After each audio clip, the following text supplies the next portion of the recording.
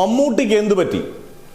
നമ്മുടെ ചത്തപ്പച്ച പടം കണ്ടതിന് ശേഷം പലരും പല അഭിപ്രായങ്ങൾ പറയുന്നതിനിടയിൽ മമ്മൂട്ടിക്ക് എന്തു പറ്റി? മമ്മൂട്ടിക്ക് ഇപ്പം ഞാൻ തന്നെ പറയും, മമ്മൂട്ടിക്ക് ഒരു പഞ്ച് കുറവുണ്ട്. നമുക്കറിയാം 8 മാസത്തെ ഇടവേളയ്ക്ക് ശേഷം വന്നിട്ട് ഒരു 2-3 ദിവസത്തിനുള്ളിൽ അഭിനയിക്കുന്ന സിനിമയാണ് ചത്തപ്പച്ച. ഇത് എല്ലാവരും വളരെ ലൗഡായിട്ട് അഭിനയിക്കുന്ന സിനിമ. കാരണം റെസ്ലിങ്ങിൻ്റെ കഥ പറയുന്ന സിനിമ ഭയങ്കര, അർജുൻ അശോകനും റോഷനും എല്ലാവരും, നമ്മുടെ വിശാഖ് നായരും ഒക്കെ തകർത്തഭിനയിച്ച എല്ലാ താരങ്ങളും ലൗഡായിട്ട് അത്രയും അലറി വിളിച്ച് അഭിനയിക്കുന്ന ഒരു സിനിമയാണ് ചത്തപ്പച്ച എന്ന് പറയുന്ന സിനിമ. അവിടെ വാൾട്ടർ എന്ന് പറയുന്ന ക്യാരക്ടറിനെ കാണിക്കുമ്പോൾ അത്രയും നമ്മൾ പഞ്ച് പ്രതീക്ഷിക്കും. മമ്മൂട്ടി എന്ന് പറയുന്ന നടൻ്റെ ഏറ്റവും വലിയ സ്ട്രെങ്ത് എനിക്ക് തോന്നിയിട്ടുള്ളത്, ഒന്ന് ഡയലോഗ് ഡെലിവറിയും, 2 എവിടാന്ന് കൃത്യമായിട്ട് അറിയാം മോഡുലേഷനും ഒക്കെ. പക്ഷെ ഈ സിനിമയുടെ ഇൻട്രോ സൂപ്പറായിരുന്നു. മമ്മൂട്ടി ആകെ 10 മിനിറ്റ് താഴെയുള്ളൂ, ഇൻട്രോ സൂപ്പറായിരുന്നു.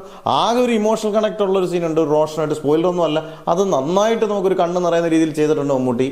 പക്ഷെ അവിടെ മട്ടാഞ്ചേരി സ്ലാങ്ങിൽ കുറച്ചുകൂടെ പഞ്ച് കൊടുക്കാൻ സാധിക്കാത്തത്, ഒരു പക്ഷേ എനിക്ക് തോന്നിയത് ചിലപ്പം സ്പോട്ട് ഡബ്ബിങ് ആകാം. ഇതൊരിക്കലും ഈ പടത്തിനകത്ത് മമ്മൂട്ടിയെ ട്രോളാനോ ബാക്കിയുള്ള ഒരു സിനിമ പോലെ താരങ്ങളെ ട്രോളാനുള്ളതോ ഒന്നും സംഭവം കിട്ടത്തില്ല. കാരണം അങ്ങനൊന്നും മമ്മൂട്ടി ചെയ്തിട്ടില്ല. പക്ഷേ സൗണ്ട് വളരെ വീക്കായിട്ട് തോന്നി, മമ്മൂക്ക ഒരു ക്ഷീണിച്ച ലുക്ക് തോന്നി. പിന്നെ കോസ്റ്റ്യൂം മമ്മൂക്കയുടെ ഇച്ചിരൂടെ ഗംഭീരമാക്കാമായിരുന്നു. കാരണം അങ്ങനെ ഒരാളാണ് വരുന്നതെങ്കിൽ കോസ്റ്റ്യൂം കുറച്ചുകൂടെ ഗംഭീരമാക്കാം. കോസ്റ്റ്യൂം ഇച്ചിരി ലൈറ്റായി പോയി. മട്ടാഞ്ചേരി സ്ലാങ് ആണ് പറയുന്നത്, മമ്മൂട്ടി അതിനകത്ത് ഗംഭീരമായിട്ട് പറയുന്നുള്ള സംശയമില്ല. പക്ഷെ അത് ലൗഡ് ആയിട്ട് കിട്ടിയില്ല. ഇത് മാത്രമേ ഉള്ളൂ. ഒരു പക്ഷേ 8 മാസത്തെ ഇടവേളയ്ക്ക് ശേഷം നമുക്കൊരു ഇടവേളയ്ക്ക് ശേഷം മമ്മൂട്ടി ഒരു അസുഖം കഴിഞ്ഞിട്ട് വന്നതാണല്ലോ, അതിൻ്റെ ഒരു ചെറിയ പ്രശ്നമായിരിക്കാം. പക്ഷെ മമ്മൂട്ടി അതിനകത്ത് പോലും വളരെ ശ്രദ്ധിക്കുന്ന ഒരാളാണ്.